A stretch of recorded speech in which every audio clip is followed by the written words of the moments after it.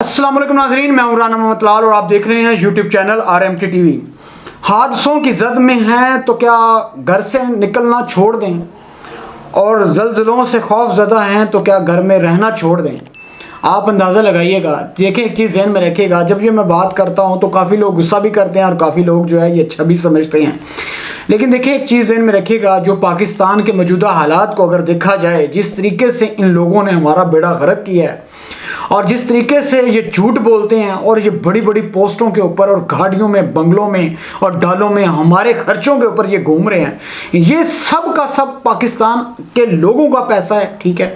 और उसके अंदर कुछ चीज़ें मैं आपको बताऊंगा। यकीन मानेगा, अरशद शरीफ साहब जो है उनका जो कत्ल हुआ है और उसके अंदर जो मुख्तलिफ किस्म के बयान आए हैं, तो आज जब मैं एक ARY चैनल के ऊपर वो देख रहा था, इकरारुल हसन, यकीन माने वो कहता है जहाँ पे उनकी शहादत हुई है वहाँ से मुझे 3 गोलियाँ मिली हैं।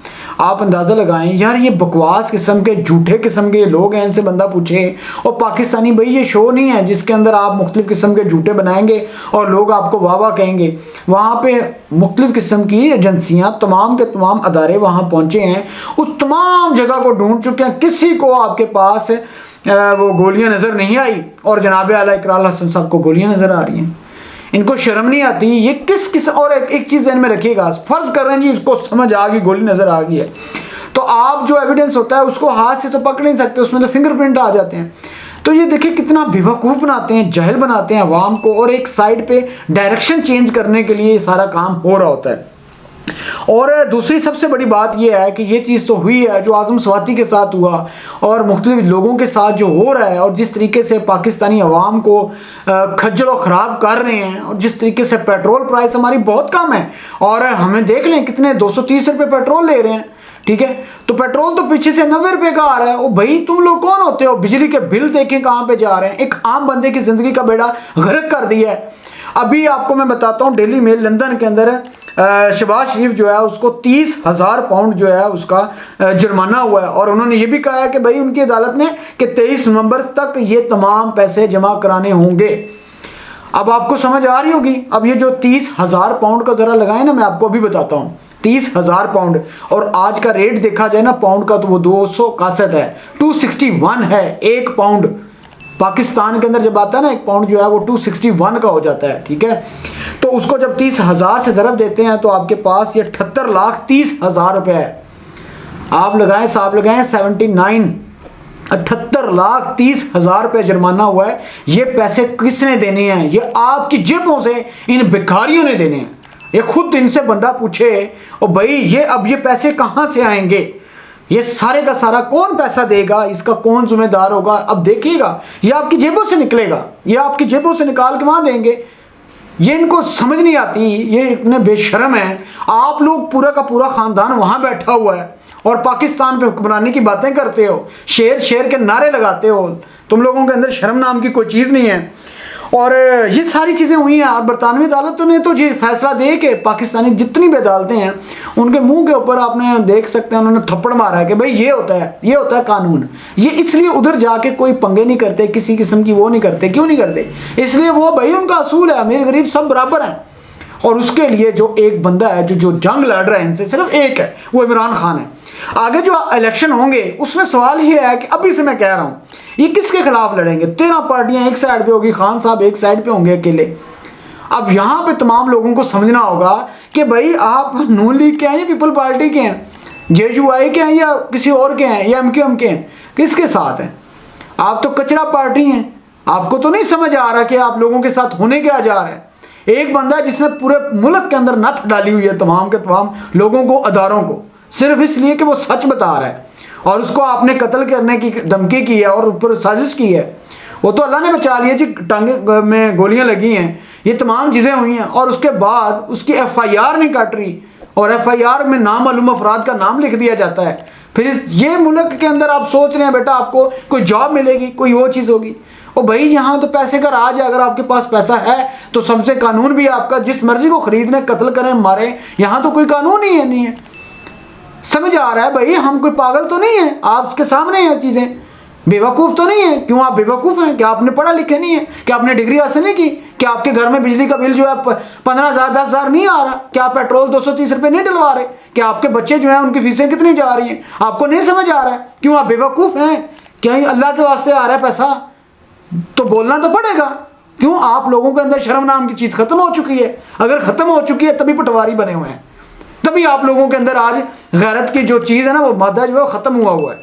हम में नहीं है भाई, हमें तो बात करने का हक है और बोल सकते हैं और बोलेंगे।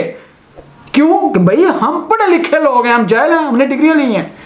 यहाँ का बच्चा डिग्री लेके फिर रहा है, उसको क्यों नहीं जॉब मिल रही? होना तो ये चाहिए था कि एक स्टूडेंट को जैसे ही वो एफएससी में जाता है तो उसको बाकायदा तौर पे पर मंथ हर स्टूडेंट को 3000 देने चाहिए, कम से कम 3000 रुपया हर स्टूडेंट जो है उसको देना चाहिए। और जब वो डिग्री कंप्लीट करे उसको बाकायदा तौर पे एक जॉब दें, और वो जॉब जब उसको मिले तो उसको कहा जाए कि भाई जितने आपने पैसे लिए हैं अब यही 3000 रुपये जो है उसको आप 4000 के हिसाब से रिटर्न करें। बच्चे को भी पता होगा कि भाई मैंने इन चीज़ों के ऊपर चलना है, और स्टूडेंट को भी पता होगा कि मैंने ये 3000 कैसे खर्च करने हैं। बच्चे अपने अखराजात खुद निकालेगा, अपनी हार्ड वर्किंग करेगा और पूरी दुनिया में तरक्की करेगा। ये पूरी दुनिया में ऐसे होता है। लेकिन पाकिस्तान में इन 30 सालों के अंदर इनसे पूछे अपने लिए एक हॉस्पिटल नहीं बना सके। ये आप लोगों के लिए बात करेंगे, जाहिल के बच्चे। इन लोगों को शर्म नहीं आती, इन लोगों ने बेड़ा गर्क करके रख दिया है। नीचे से ऊपर तक देखें तो करप्शन के बादशाह बने हुए हैं। जब इन पर बात करें तो ये भौंकते हैं, लोगों को उठाते हैं। जो अर्शद शरीफ का कत्ल किया ये इन पीडीएम ने किया है। इनके पीछे जितने लोग हैं, जिन लोगों ने FIR कटाई, इनको आज क्यों नहीं पकड़ रहे? इन्हें पाकिस्तानी फौज को बदनाम कर रहे हैं कि जी पाकिस्तानी फौज ने किया, आर्मी ने तो नहीं किया। ये जिन लोगों ने किया ये सारे की सारी FIR जो कटी हैं ये सारी की सारी पीडीएम की हैं। ये क्यों? ये गुंडे नहीं है? जरदारी से बड़ा गुंडा कौन है? ये नहीं मरवा सकता, यही तो मरवाते हैं। तो ये सारे लोगों की वजह से एक आम आदमी भी आज परेशान होकर बैठा हुआ है कि भाई आजम स्वाति का देख लें आप, क्या यहाँ पे उसको बचा दिया है, उसको जिंदे जी कत्ल कर दिया है। तो ये एक बंदे का भी हुआ है तो ये तो पता नहीं वो बोल पड़ा है, लेकिन हजारों लोगों को ये ब्लैकमेल करते हैं। और उसके सारी की सारी पीछे मरियम नवाज जो है, वीडियो वाला जो सेंटर है, ये सारा जो कह लो के स्यापा शुरू किया है ये मरियम नवाज ने की है। ये सारी वीडियो जो गंद खेल किया है, ये पूरे माशरे को जो गंदा किया है, ये मरियम नवाज के अलावा और कोई भी नहीं है। इन्हीं की वजह से आज कहाँ बैठे हैं, हजारों के हिसाब से, लाखों के हिसाब से वहां खर्चे कर रहे हैं और मजे कर रहे हैं, और आप यहाँ जलील होकर शेर कर रहे हैं। इससे समझ आता है कि आप बेशर्म नहीं हैं, आप पढ़े लिखे लोग हैं, आपको समझना होगा, इनके मुखालिफ बोलना होगा। क्यों भाई? हमारा ये हक बनता है, कि भाई क्यों हम एक बंदा जो सच बोल रहा है उसका साथ ना दें। मैं आपको ये भी चीज क्लियर कर दूं, कई लोगों को तो ऐसा पता ही नहीं है कि इमरान खान हमारे लिए लड़ रहा है। और बंदे खुदा के उसकी 70 साल उम्र हो गई है, और ज्यादा 10 साल 15 साल जी लेगा, और क्या है। ये तमाम नवाज शरीफ जो है, उसके बाद हमजा, ये चुप करके क्यों बैठा है? बिलावल चुप करके क्यों बैठा हुआ है? इसकी क्यों एंट्री करवाई है इनकी, उसकी बिलावल की? इनको पता है इनका टाइम नहीं है, इसके 10 साल के बाद इन्हीं ने हुक्मरान बनना है हमारे ऊपर, ये देख लीजिएगा। इन्हीं को आप वोट मारेंगे, इन्हीं के लिए नारे मारेंगे, इन्हीं की आप उनके औलादों के गुलाम बने हुए हैं। कोई ऐसा बताएं पूरी दुनिया के अंदर भाई कि एक ही खानदान के बंदे, पूरी फैमिली जो है वो हुक्मरान बने। क्यों? तुम्हारे बाप का पैसा भाई, तुम्हारे बाप का वो है। इमरान खान साहब के तो कोई बच्चे नहीं है, कोई वो नहीं है। अगर वो उनसे मिलने आए हैं तो उन लोगों ने जी ये भी शुरू कर दिया कि जी देखें जी, और कुछ लोगों ने तो उसको बताने के लिए कामरान जो है, ये सोचने की वाली बात है यार, ये कितने घटिया लोग हैं। ये आपको मैं एक तस्वीर भी शो कराऊंगा। ये कामरान जो है, अब इसका मैं पूरा नाम नहीं ले सकता, ठीक है, इसलिए ले सकता, ये एक नंबर का स्टूपिड है, दुनिया न्यूज़ वाले, ठीक है। और इन लोगों ने जिस तरीके से वो तस्वीर लगाई है ट्वीट करके कामरान ने, अब ये क्या शो कर रहा है कि तस्वीरें इमरान खान साहब की ख़त्म हो गई हैं और हज़ारों तस्वीरें उसके बच्चों के साथ वो नहीं लगा सकता था। ये क्या लगा के शो कर रहे हैं? इससे समझ आता है कि जिनका जहन कितना गंदा है और घटिया, ये लफाफे किस्म के लोग हैं। सलीम साफी उस दिन कुछ दिन कह रहा था कि आर्मी उसको DGISPR को जी हमें लिफाफे कहा जाता है। भाई तुम लिफाफे तो हो, तुम्हारा बैकग्राउंड हम नहीं जानते, हमें नजर नहीं आ रहा। तो ये तमाम चीज़ें हो रही हैं। अब आपको समझना होगा कि आपने करना क्या है, आपने जाना किस तरफ है। मुझे उम्मीद है इंशाल्लाह आप चीज़ों को समझ चुके होंगे, और आने वाले वक्तों के अंदर देखना यह है कि जो आपके पास अर्शद शरीफ है इसका फैसला क्या होता है। Thank you very much.